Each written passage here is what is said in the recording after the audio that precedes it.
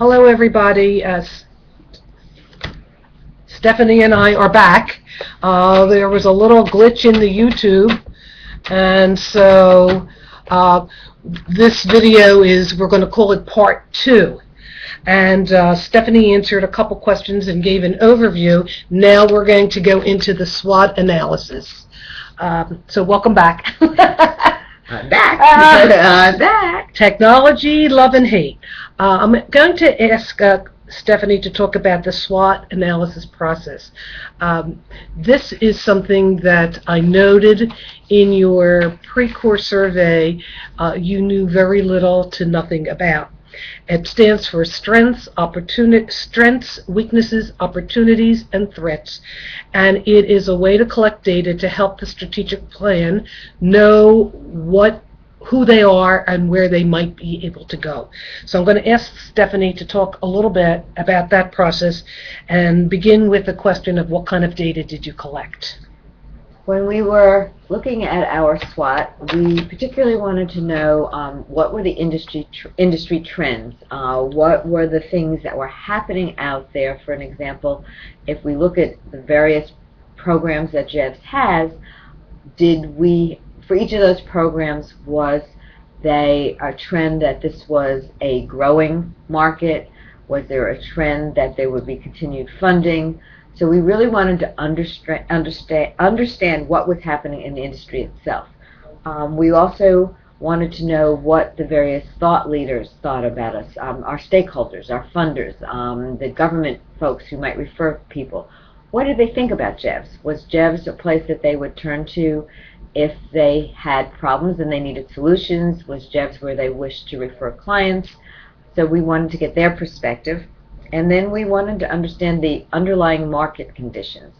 So for example, as you looked at funding the tight state budget, or you look at what's happening in terms of competitive forces that might be entering your marketplace. So all of those kinds of questions were things that we wanted to assess as we collected information to prepare us to answer where were our strengths, weaknesses, opportunities, and threats. And there were that was data that you collected externally. What did you do about data collecting that was collected internally? Well, internally we had data that we collected in terms of hard data that we collected off of various websites, or data that we collected about our programs that we had, and data that we just mined about various industries. And then internally we also had staff collect information related to their particular programs, and we did a lot of analysis on that information. Is this where you want me to talk about the focus groups and things like that? Not yet. Okay. But so, internally we asked all of our staff. Also, we had surveys that were done for all of our staff, and every staff member had an opportunity to answer a survey that we put on SurveyMonkey, and they were able to answer a series of questions related to the agency and programs, so that we really understood not just what our managers felt, but what our line workers felt about the market and what was happening with their programs. And did it all include anything on employee satisfaction with the agency and their jobs? Yes, yeah, that was a part of, Okay. There was some questions related to that. So you collected data internally and you collected externally, and I think we talked about earlier, that piece might have been cut off a little bit, that you had the consultant do most of the external data collection because he could be seen as a neutral source, and that you had your own team here, your own staff, do a lot of the internal data collection. Right, we wanted to use consultant time in the most effective way, especially since consultants are expensive, so we really used them to talk externally where we felt people would feel more open in talking to a consultant than they might someone from our staff. But internally we did our own data collection on a lot of our programs. We conducted our own focus groups or get our program managers to complete forms, and we did a lot of the mining for information ourselves. And so now talk a little bit about the focus group process. That was an internal mechanism Each program at JEVS completed a sheet, and I'll share with you some of the stuff that was on those sheets of questions that we wanted on every one of our programs. So because our programs are so varied, for smaller programs the program manager may have just done that themselves, but for larger programs we wanted to get input, so we actually had some focus groups with the larger programs where staff could talk about some of the things that were asked of them. And do you want to talk about that now? What were some of those questions? Sure. We've actually prepared a summary sheet as part of our SWOT on each of our programs. And the summary sheet had a description of the program, a paragraph on funding environment, so people were asked about what their important trends were, what was happening with their funding, what was happening in terms of changes in the competitive market, what important trends should we make sure we note. For example, for some of our agencies, some of our programs, there are for-profit agencies that are coming into our market, so we had to take note of things like that. Changes in client needs.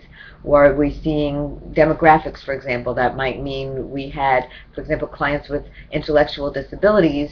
Now we may be seeing aging clients with intellectual disabilities, so that meant we might need to change the kinds of services we're providing or offer people retirement kinds of services, things that they might not have had before. What were the primary risks that the programs faced? What kept the managers up at night? What were they most worried about? What did they see as their strengths of JEVS in serving their particular market? So if they were a program that served welfare clients, for example, what were our strengths in serving those clients? What were the weaknesses in that market? Where were we vulnerable? What were things that we might need to consider as we looked at threats for that? What was what we call the life cycle of that service in the market? So was this something that was a new service that where we were like one of the only ones providing it and there was lots of opportunity, or was this something that's been around a long time and new people were coming into doing that service, or there was consolidation in the market? So we needed to understand that. What were the opportunities for us to expand? I mean, we've done a lot of geographic expansion. Where could we possibly expand or grow or improve? Where could we differentiate ourselves on quality? Was there something we might do differently there? What were the threats to our continued success in that market? Could the service be offered elsewhere or to some new market that we hadn't, new customers who might want the same, be able to have the same service? We wanted to think about how we spent our charitable care dollars, so we wanted to ask each of our programs, did they have to provide scholarship or be subsidized in order to continue, or were they able to stand independently without any of our charitable care dollars? And how much charitable care dollars, obviously, did each of them need to provide? And we also needed to look at our agency as a whole and what the interdependence was between our various programs. So we asked them, were there aspects of their program that couldn't be closed down because maybe that was the referral source for some other program, or was maybe the dollars that came in for that program used elsewhere in some way as well? So we needed to be sure we understood that. So that's a lot of data on a lot of programs. What do you do with all the data once it's collected? Well, we actually we had a planning committee, and that planning committee did were the ones that received a very thick book full of information, and it had information on all of summary information that we prepared on the key market trends, the demographics, the environmental aspects, and then summary sheets on each one of our programs. And that was ultimately used when we went to the decision process about what should our programs be, where should we be putting our resources, what did we need to do in terms of staff, for example, and learning capacity or growth, or make the agency financially stronger, we needed to have all that information together for the committee to then answer questions in order to develop our goals and objectives. So it seems to me that all of the data collected at SWOT forms the basic foundation for the rest of your plan, for the creation of the rest of your plan. Yes, it's really important, especially since you're involving, or we did involve our board members in our planning process, and they're not always as aware as staff are of everything that's out there, and we wanted to present them with enough information but not overwhelm them, so we did have to synthesize things into information, and we had several graphs and charts that we used so that they could really see where programs were strong. For example, were they good mission fits? Did they have good capability and capacity? Did they have financial stability so that they could then make decisions and look at what our goals would be? I also wanted to say that in addition to having staff answer questions and prepare summary sheets, we had everything reviewed by someone external to the program, program managers, so that we could be sure that the information really was a good picture of what was happening. Okay. By the way, how many people were on your planning committee of board and staff? I would guess that we probably had about 15 people. Mm-hmm. Maybe it was even up to 20. This is a while ago, so I'm not remembering exactly the number, but we did have, as I said, we had staff representatives from our directors of our programs, one level down, had some representatives, our support departments, and then key board members.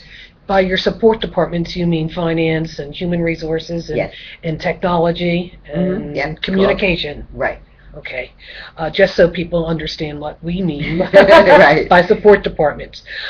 Let's fast forward. I know there's a lot that happened after the SWOT analysis and the creation of your goals, objectives and tactics and strategies, and we'll be talking about them in future weeks. Let's talk about now, 3 and 4 years out, how activities and results are tracked. What tools did you set up to use, and how are you using them? Well, we had several tools. It was one of the key things, as I said before, that we really wanted to have come out of our planning process. So we ended up with a dashboard. A dashboard is simply like the indicator lights on your car, and it tells you whether you're on track or off track. And what we did is we set up our dashboard using quadrants, and the quadrants that we use are learning and capacity. So it really talks about our board capacity and our staff capacity and what's happening with our staff. Quality, which obviously talks about program quality and the overall image of the agency and our brand so that we're known for our quality. Customer growth, what are the goals and objectives and what are the measures that you have in terms of growing, and then your assets and your financial stability, which includes both where the agency is financially and where we are with our charitable care and fundraising activities. So in each of those areas we have measures that we did as part of the planning process. So, and then we also had, as for a dashboard, we had for each of our objectives and goals that were in the plan that we had, action steps that we had to do. We actually have a red light, green light, it's done or it's not done, and so we can actually quickly see where we are. Then we do a dashboard for the agency, and the dashboard for the agency has detailed measures for each of the quadrants, and then we have a summary dashboard that we use when we present to the board annually. Summary dashboard picks off key measures, so it's a one-pager, which is key measures in each of those quadrants, and then also has a comment sheet, which is also a one-pager, which explains what's happening so that the measures are explained and we can talk about anything important or trends in that for the board. And you meet how often to review the tracking data? Well, the tracking data, we were meeting quarterly and looking at it, but a lot of the measures are not as meaningful that frequently because you have to accumulate information. So now I say we really probably at this point are looking at it on an annual basis, which means it is lagging data. It's not necessarily something that we're acting on, but we have a lot of other data coming in that people are acting on throughout the year. Okay, and is your role still to coordinate the collection of that data? Yes, I still collect all of that data from our various departments.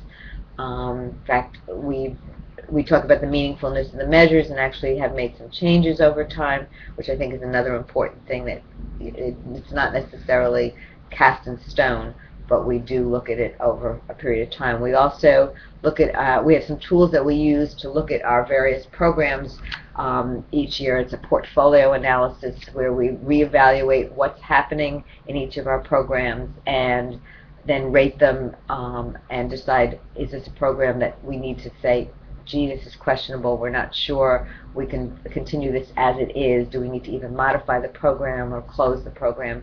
And then we also do the same thing with new ideas and kind of say, is this something we want to add resources to? Now, you said that you continue to manage the process through the years, so you're doing this with your own team of staff and without the consultant. Anything different about that process for you, not working with the consultant and managing as the owner? Well, certainly it's different not having the consultants. We have not gone out and asked new external stakeholders, although of course we're always in contact with and forming relationships with our funders, etc. But we're not formally asking them at this point in time for their input the same way we did with the consultants at the beginning of the planning process. We also are doing our own, much more of our own collection and synthesis of information and leading our own meetings and doing the process ourselves. Okay. So my last question to you is, looking back 4 or 5 years later, is there anything different that you would have done? I think the thing that I primarily would have possibly done differently has been a little more forceful about not collecting so much. We had very rich dashboards with lots of data. Everyone was very enthused when we were going through the process. People got really excited. They wanted to collect a lot of information. They wanted to have a lot of objectives. But things then, as you go over time and you realize it takes time and effort to collect things, and you have to analyze them, and they have to be meaningful, and you have to act on them for them really to mean anything, I think it's important that you be real careful about not doing too much, measuring what's important and what you really want to see change in, or you really want to be sure it stays on track. So it seems to me that your strategic plan, as most of them should be, should have a lot of flexibility. You have to know where you want to go, which helps guide how you get there, and that you have to have a lot of support internally in order for it to actually get achieved. So congratulations to you for being able to manage that process so well for JEVS. Thank you. And thank you for joining me today, Stefanie. You're most welcome. And we're sorry about the technology glitch, but we did it. And let me just say, this is the conclusion of our interview.